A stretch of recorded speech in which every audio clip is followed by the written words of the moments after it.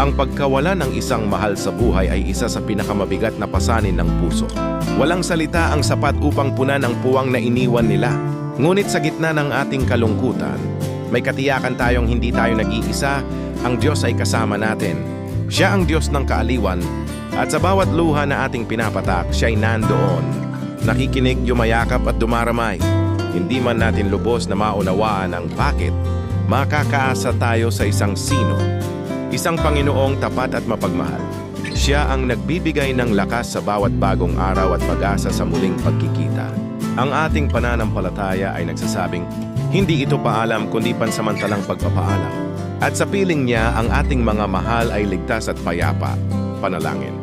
Panginoon, yakapin mo ako sa panahon ng pagdadalamhati. Palakasin mo ang aking puso at ipaalala mong hindi ito ang wakas. Salamat sa pag-asa ng muling pagkikita sa langit. Sa iyo ang aking tiwala at kapahingahan. Amen.